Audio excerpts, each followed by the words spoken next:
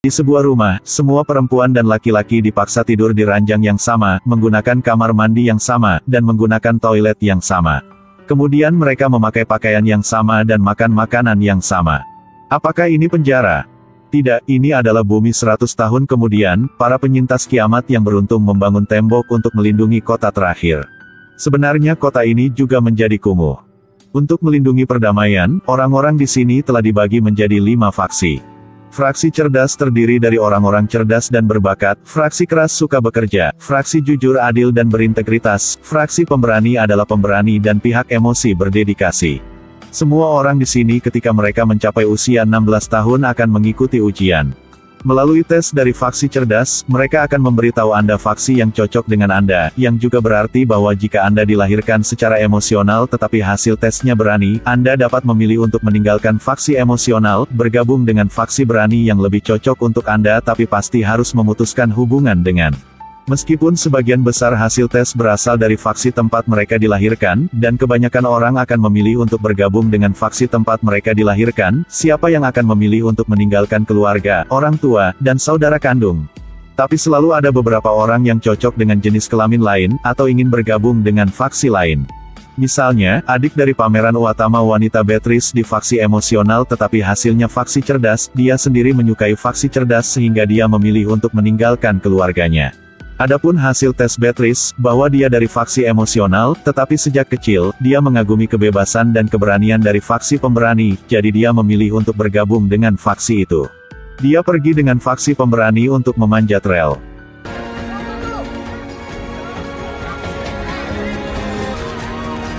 Dia mengejar dan naik ke kereta, bersiap untuk pergi ke markas fraksi pemberani. Jika ingin bergabung dengan faksi pemberani, harus menghadapi banyak tantangan. Tantangan pertama adalah melompat ke lubang yang dalam ini, masuk ke pintu utama fraksi pemberani. Penanggung jawab tidak akan memberitahu Anda apa yang ada di bawah karena mereka ingin menguji keberanian Anda. Beatrice sangat bersemangat, mengajukan diri untuk meloncat terlebih dahulu.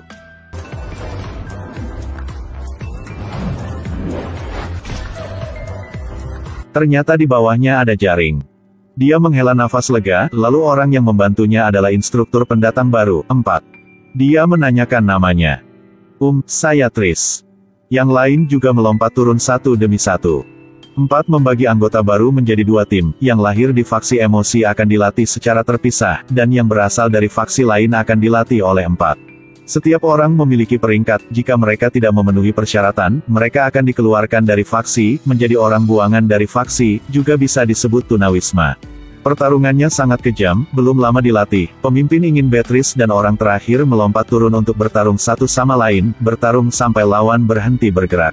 Lawannya tinggi dan besar, sesaat kemudian Beatrice yang sudah mengganti namanya menjadi Tris udah pingsan, peringkatnya juga turun di dekat kedua dari belakang.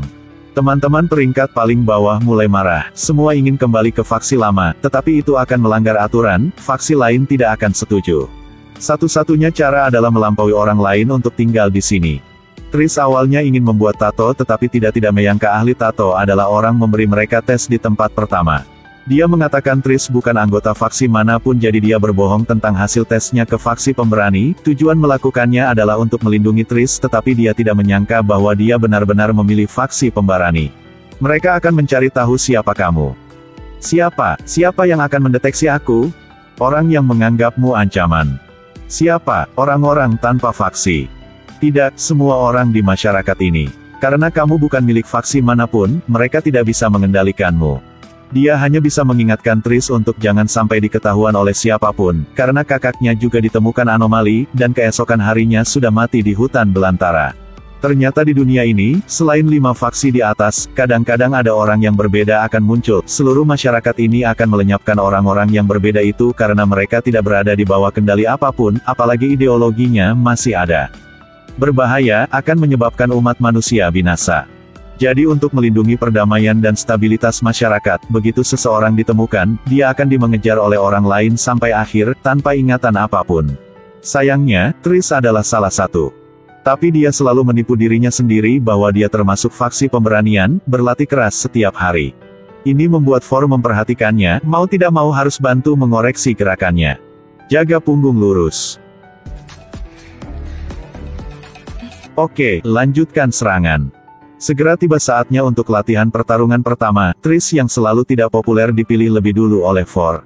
Tris juga tidak mengecewakan empat, dengan mudah melalui tantangan memanjat kemudi, menemukan basis lawan, kemudian pasukan melakukan banyak cara untuk menyelinap serangan ke musuh, mencuri bendera mereka, dan memenangkan kemenangan keseluruhan. Juga mendapatkan rasa hormat semua orang. Dia bukan lagi anak ayam yang baru masuk ke sini. Pertunjukanmu malam ini benar-benar brilian. Kamu sangat berani. Peringkatnya cukup untuk lulus ujian. Sangat cepat datang tantangan terakhir, ujian jiwa. Masih dengan resep yang sama, mesin yang familiar, hanya saja kali ini For yang bantu dia. Tris sangat cepat disuntik dengan serum, adegan di otaknya akan ditransmisikan ke layar dan For melihat semuanya. Tris mengalami koma pertama, yaitu dunia di luar tembok, karena dari kecil hingga dewasa, dia memiliki persepsi bahwa dunia luar sangat berbahaya, jadi ketika dia melihat burung-burung terbang di langit biru, rasa takut muncul dari alam bawah sadar, tetapi semakin takut burung, semakin kuat serangannya. 1 menit kecerobohan, Tris melangkah ke rawa, berubah menjadi makanan untuk burung-burung. Pada saat ini, salah satu kekuatan mulai muncul, dia berkata pada dirinya sendiri bahwa ini tidak nyata, itu semua imajiner. Akhirnya dia membenamkan kepalanya ke dalam air, berhasil lulus. 4 kagum, baru 3 menit, dia berlalu begitu cepat. Tetapi orang normal lainnya membutuhkan lebih dari 12 menit, apalagi, bagaimana dia bisa melewatinya pada akhirnya, layar juga tidak muncul alasannya. Sangat cepat, tes kedua telah dimulai. Tris terkunci di tangki kaca, air di dalamnya terus naik untuk menenggelamkannya. Tris terus berkata pada dirinya sendiri bahwa ini juga tidak nyata, seperti yang diharapkan pecahan kaca segera muncul. Tris berhasil lagi, kali ini lebih cepat dari yang terakhir, membuat For curiga. 4 bertanya apa hasil dari tes klasifikasi awal. Tris tidak berani untuk berbohong, bertekad adalah faksi jatuh. Tapi For berpikir bahwa Tris berbohong, dia juga mulai curiga Tris berbeda. Tris, yang dari faksi pemberani tidak akan bisa melewatinya seperti itu. Tris tahu bahwa dia tidak bisa bersembunyi lagi, jadi dia pergi mencari adiknya yang berada di faksi cerdas dan mengatakan bahwa dia harus kembali ke faksi emosi. Jelas untuk saat ini, faksi emosi yang berkuasanya, jadi tidak akan sulit. Tapi sang adik berkata, sudah lewat waktu faksi emosi untuk memerintah, sekarang saatnya faksi emosi ketampuk kekuasaan. Adik benar-benar lupa bahwa dia dilahirkan di faksi emosi. Tris kemudian pergi menemui ibunya lagi, dia hanya menyuruhnya untuk tidak memberitahu hasil klasifikasi kepada orang lain atau sesuatu yang besar akan terjadi. Ini membuat Tris sangat sakit kepala. Jika dia terus tinggal di faksi pemberani, cepat atau lambat dia akan ketahuan, karena dalam ujian akhir, semua orang akan melihat adegan di kepalanya, pada saat itu identitas dia tidak akan bisa bersembunyi lagi. Tapi untungnya, dia bertemu empat seperti dia, berasal dari faksi emosi, akhirnya memilih faksi pemberani. Dan yang lebih penting, dia adalah orang yang berbeda seperti Tris, tetapi dia lulus tes kecerdasan tanpa terdeteksi. Sekarang dia perlu mengajari Tris cara mengatasinya. Dia menyuntikkan dirinya dengan serum, menggunakan perangkat untuk mengirim Tris ke dalam mimpi bersamanya. Di bawah sambungan listrik otak, Tris memasuki mimpi 4. Tantangan pertama yang harus diatasi adalah takut ketinggian. Tris hendak melompat turun untuk menyelesaikan misi secara langsung, tetapi dihentikan oleh For, mengingatkannya untuk mengikuti metode fraksi pemberani untuk menyelesaikannya. Kemudian keduanya perlahan berjalan melewati gedung ke tantangan kedua, takut dengan ruang tertutup. Dinding semakin kecil, ruang semakin kecil. Tris segera mengambil beberapa paku dari lantai untuk menghalangi tangga dinding. 2 orang diatasi, datang ke tantangan ketiga, ketakutan pembunuh orang. Pada saat ini, orang dengan pistol di kepalanya berubah menjadi Tris. For tidak ragu untuk menembak. Datang ke tantangan keempat, takut ayah, ini juga ketakutan terbesar di hati For.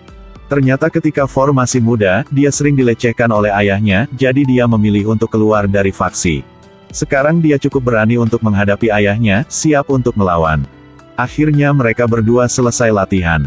Tris mengajukan pertanyaan kepadanya, mengapa namanya 4? Dia mengatakan karena 4 ketakutan lainnya selalu menjadi obsesi psikologisnya, sekarang dengan Tris menemaninya, dia telah bisa mengatasinya. Sejak itu, perasaan keduanya menjadi lebih bergairah, berhubungan seks bersama. Tris pada akhirnya telah memenangkan ujian akhir. Apakah mungkin untuk menjadi anggota fraksi pemberani atau tidak, inilah saatnya untuk memutuskan. Tris berbaring di bangku ujian lagi, tetapi kali ini ketika menghadapi serangan burung-burung, dia berlari ke api, menjatuhkan mereka dengan batang kayu. Kemudian seutas tali muncul untuk mengikatnya, untungnya dalam menghadapi ini dia tidak panik sama sekali, dengan mudah menggunakan api untuk memotong tali. Datang ke tantangan kedua, Tris awalnya ingin menggunakan kemampuan diri untuk langsung memecahkan kaca dan melarikan diri, tetapi orang-orang di luar sedang mengawasinya. Setelah beberapa saat ragu-ragu, Tris segera melepas bajunya dan memblokir lubang pipa air. Pada tantangan ketiga, mengapa lawan berubah menjadi 4? Apa-apaan itu? 4 tiba-tiba datang ke sini. Tris langsung melempar pukulan, menyelesaikan ujian. Tetapi pemimpin faksi cerdas memberi ke dia satu pistol, mengatakan bahwa dia harus membunuh orang tua dan adiknya agar memenuhi syarat untuk menjadi anggota faksi pemberani. Tris tanpa ragu-ragu, langsung melepaskan tembakan. Tentu saja itu hanya imajinasi. Meskipun semua orang berbicara tanpa henti tentang adegan tembakan terakhirnya, faksi pemberani memuji dia karena sudah bergabung dengannya. Di sisi lain, faksi cerdas, demi menggulingkan dominasi faksi emosi, bersekutu dengan pemimpin tinggi faksi pemberani untuk menggunakan obat-obatan mengendalikan semua orang di faksi pemberani, meluncurkan kudeta bersenjata. Tris tiba-tiba bangun dan menemukan semua orang di bawah kendali. Karena dia sendiri adalah orang yang berbeda, dia tidak dikendalikan. Pada saat ini, ada orang tidak tahu dari mana melihat seperti anak kecil yang tak berdaya berlari kemari bertanya kepada semua orang ada apa. Ya ampun, jika itu aku akan berpura-pura mengikuti mereka. Seperti yang diharapkan, setelah dia ditemukan oleh pemimpin, pas semua orang tahu apa yang akan terjadi. Di kereta, Tris menemukan 4, dia dengan lembut menyentuh tangannya untuk meyakinkannya bahwa 4 tidak terkendali. Mereka dikirim ke tempat faksi emosi, Tris khawatir tentang orang tuanya, jadi dia pergi dengan 4 untuk mencari orang tua, tetapi hasilnya pemimpin menemukan mereka. Ketika dia ingin menguji apakah 4 sudah dikendalikan, Tris dengan cepat mengeluarkan pistol dan mengancam. Jika Anda bergerak, Anda pasti akan mati. 2 kelinci yang menggemaskan. Meskipun keduanya dengan mudah mengalahkan mereka, tapi masih tertangkap. 4 dibawa pergi. Ketika Tris hendak ditembak mati, ibunya tiba-tiba muncul, menyelamatkannya dia. Saat melarikan diri, ibu karena mau melindungi anaknya, tidak hati-hati terkena peluru dan meninggal di tempat. Tris kemudian menemukan ayahnya, adik dia, dan yang lain dari faksi emosi di gudang. Mereka diam-diam pergi ke markas faksi pemberani berniat untuk menghancurkan sistem kontrol. Akibatnya, ketika mereka baru saja menyelinap masuk, ayah Tris tertembak dan meninggal. Tris sangat tertekan untuk menemukan 4, tetapi sekarang 4 telah dikendalikan, tidak ada lagi pikiran seperti manusia. Untungnya, Tris bisa membantu 4 mengingat bahwa dia adalah pacarnya Tris. Mereka berdua mulai melakukan serangan balik, dan mereka dengan cepat memusnahkan orang-orang itu. Akhirnya, pemimpin faksi cerdas menutup sistem kontrol, berniat untuk membunuh semua orang dari faksi emosi dan pemberani. Semua orang bangun, tidak tahu apa yang terjadi tetapi orang dari faksi pemberani mengejar mereka. Tidak ada waktu lagi, 4 harus bawa Tris naik ke kereta bersama untuk pergi. Mereka tidak memiliki faksi, tidak ada rumah, jadi kemana mereka harus pergi? Filmnya berakhir. Oke, jangan lupa like, follow ya guys.